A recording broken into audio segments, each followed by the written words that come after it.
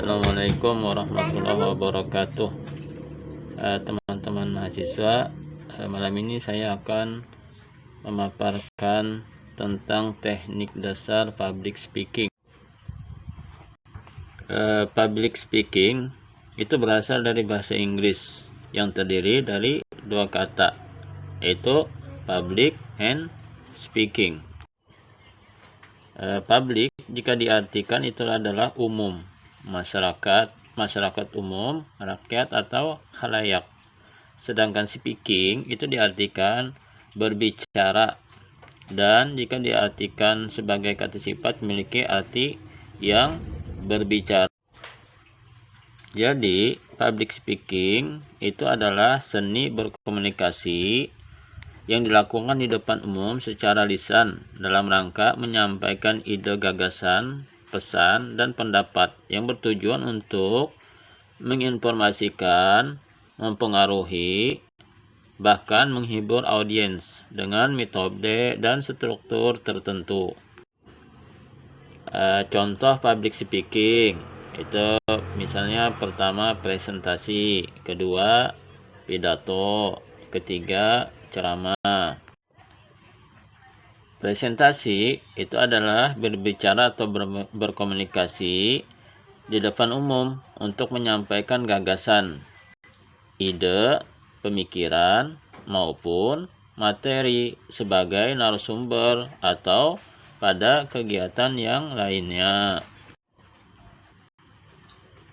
Kalau pidato itu merupakan kegiatan atau aktivitas berbicara di depan umum yang dilakukan untuk menyatakan pendapat atau memberikan gambaran mengenai suatu tema.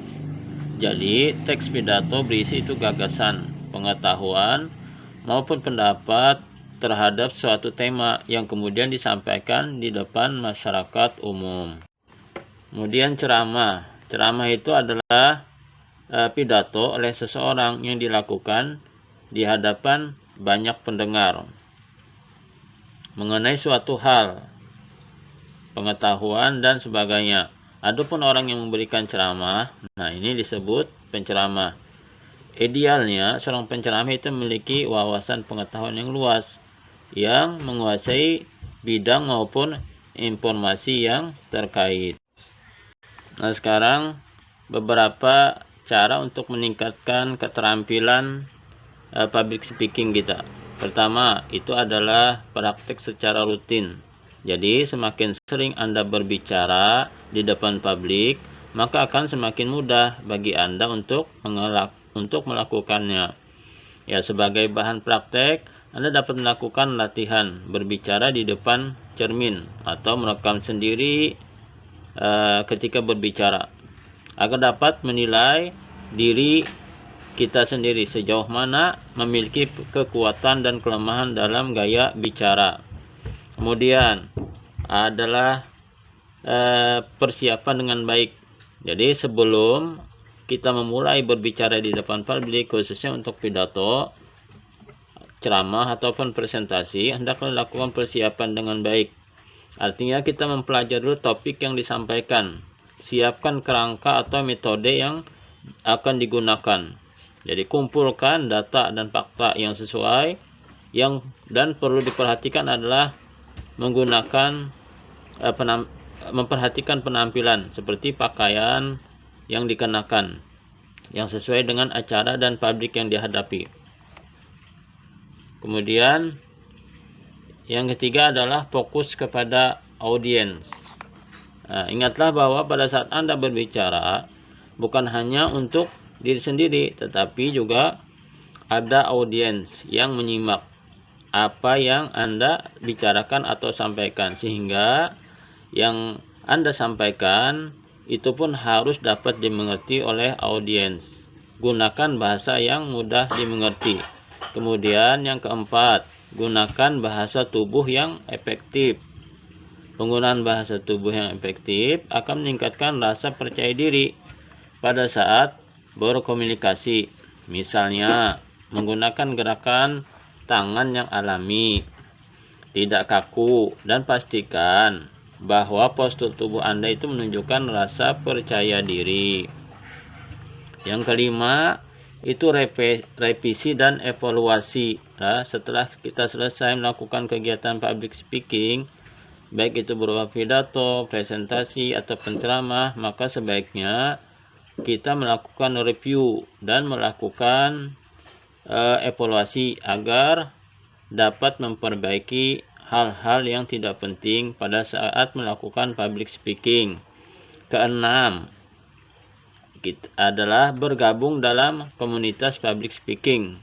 Ya, kita bergabung di klub public speaking misalnya atau komunitas. Banyak manfaat yang didapat oleh seorang public speaker yang bergabung dalam komunitas publik, seperti memperoleh umpan balik yang konstruktif dari orang lain, sharing experience, juga memperluas networking, memperluas jaringan dan meningkatkan kepercayaan diri saat berbicara di depan umum.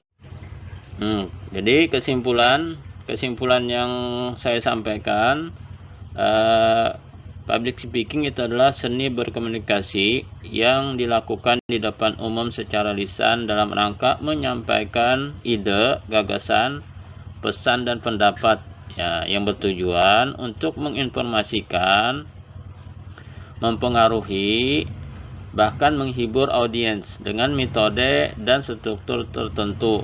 Tujuannya apa? Tujuan public speaking ini, pertama, memberikan motivasi.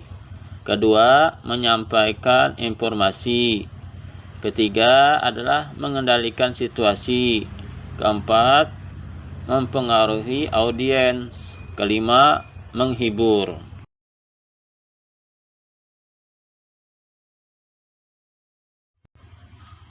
Sekian presentasi yang bisa saya sampaikan. Syukron katsiran ala husni ihtimamikum. Ila liqa.